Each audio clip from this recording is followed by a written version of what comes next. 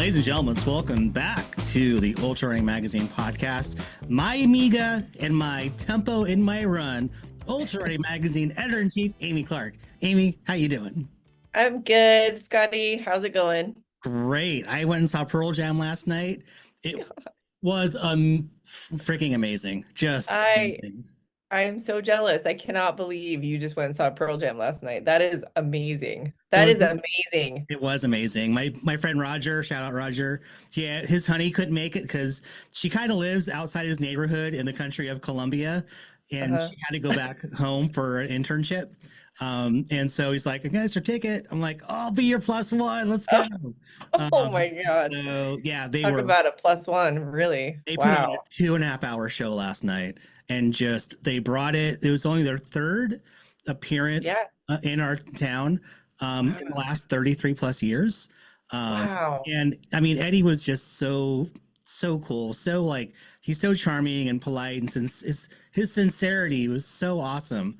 But he could still hit those notes. I was so surprised. Like, he's still hitting those notes off their first album. I was like, damn. Amazing. Good job. Oh, that's so amazing. I'm so excited for you. That's so incredible. It really is. They were like, when that first album dropped, it like was just spoke to me in so many ways. It was so great.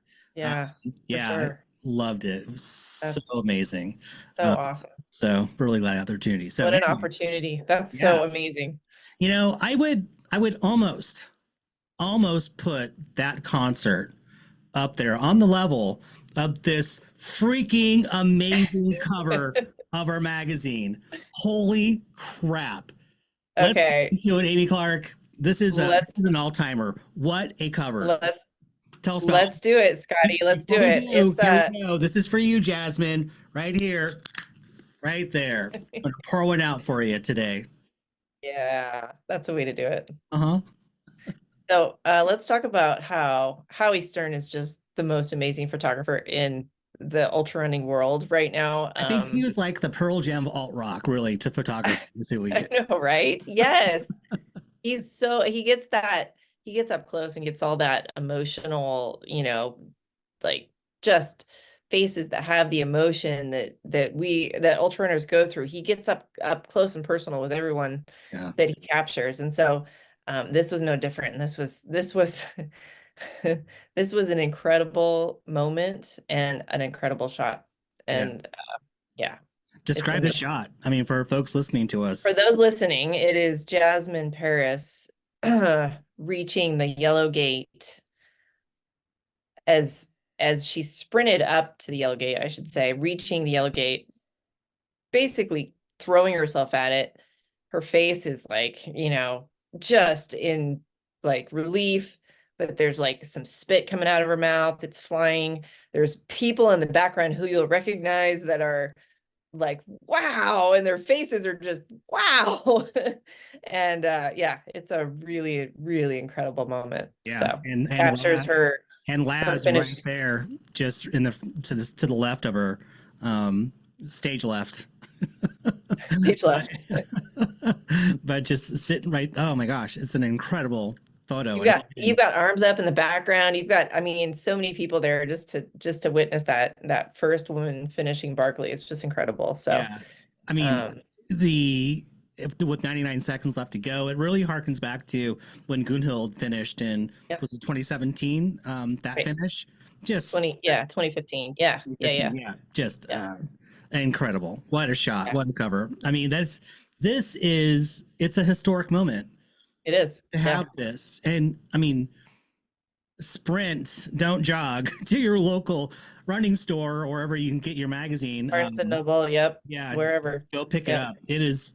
It is just incredible to have this. If I could ever autograph this, I'd love that. Oh yeah, it would be amazing. And believe it or not, there has been some polarization, I guess. I don't know if that's the right word. People wondering if the spit should actually be there or not. And I'm on the spit side. I think don't Photoshop it out. Keep it real. Right. Yeah. I'm on the spit side too. Okay. All right. I'm glad I'm not alone on that. I'm glad you guys kept the spit or the spittle. I think it's spittle, not spit. Spittle. Yes. Spittle. Spittle. I don't think Howie would have let us use the photo, or he wouldn't have photoshopped it out anyway. So You would have that's spit in your damn face had you done that. So exactly. Exactly. so tell us Yeah. this and this issue again. I always say every time it's so chock full of stuff, but I mean, but it really is. There's so much practical put it in use right now after you read it guidance. I'm really it's a guidebook is what it is, Yeah.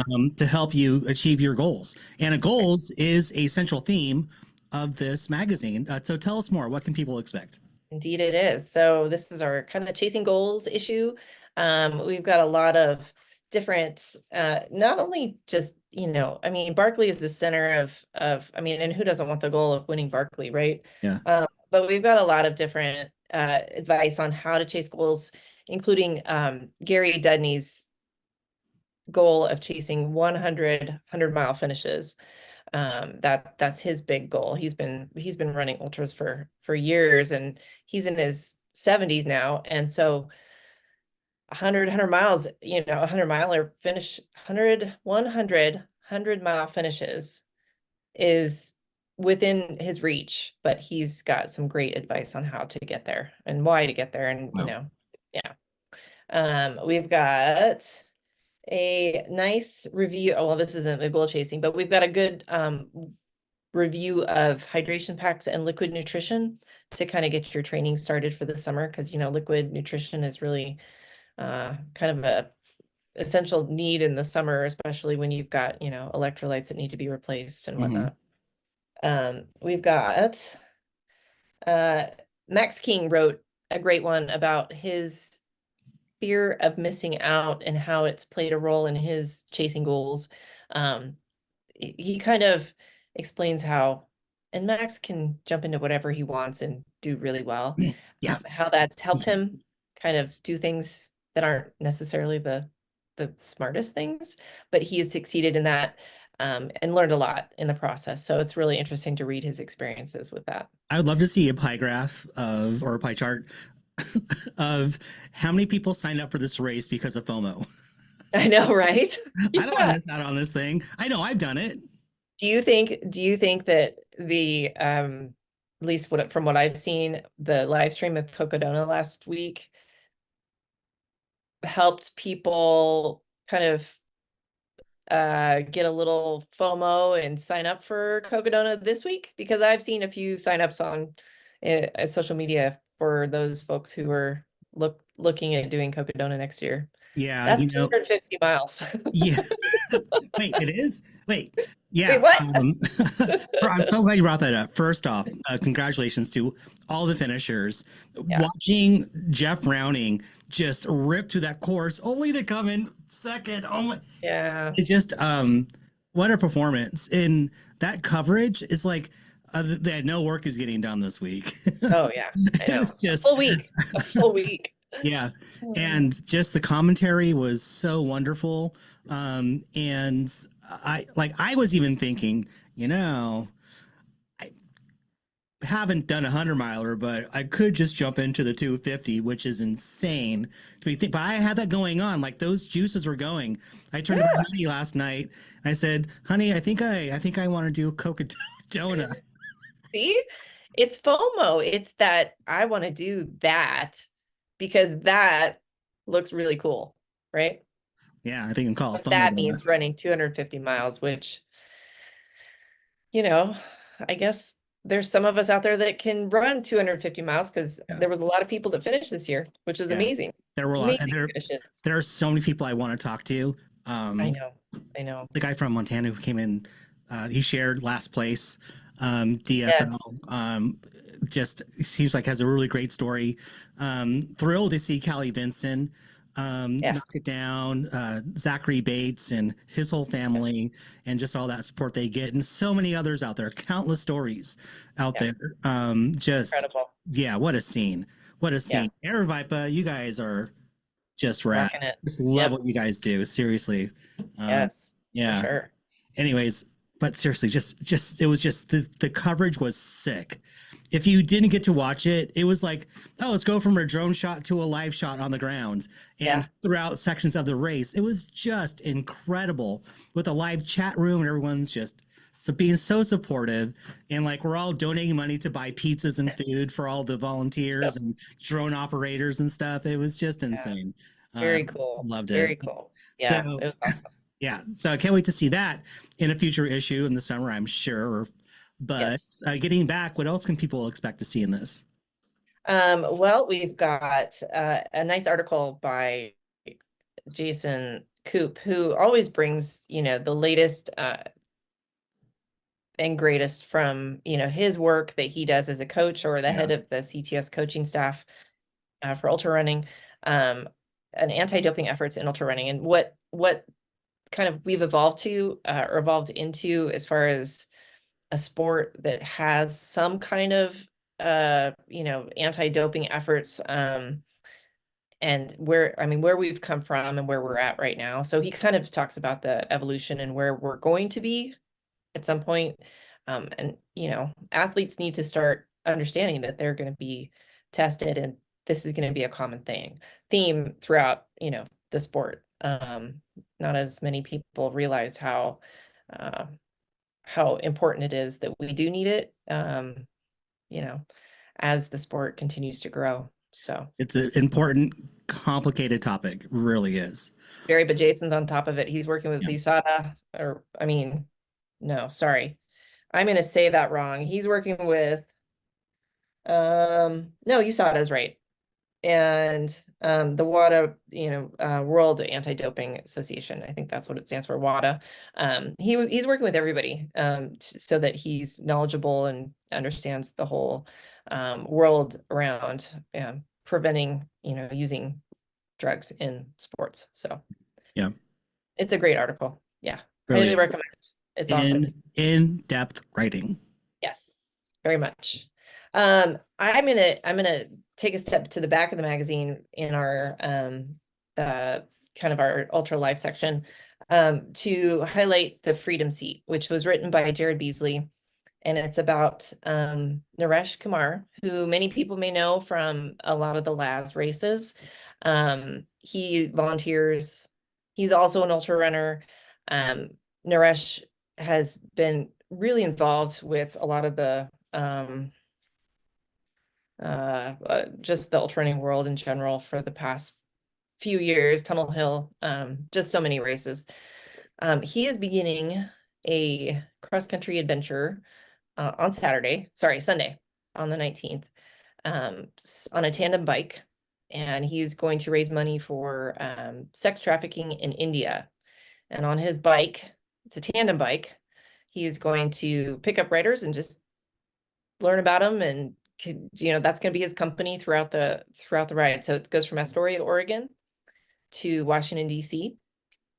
And I'm really excited because I get to take him and his bike from Eugene, Oregon, where he's flying into, and drive him up to Astoria to see him off. So yeah, so it's going to be great. And I think you can follow him and donate to his cause. I believe, yeah, at freedomseat.org. We'll put a link in the description for the podcast Yep. on YouTube Yep, for sure. and on Spotify. Sure. Yep. Yep. And of course at ultrarunning.com. Yes. Mhm. Yes.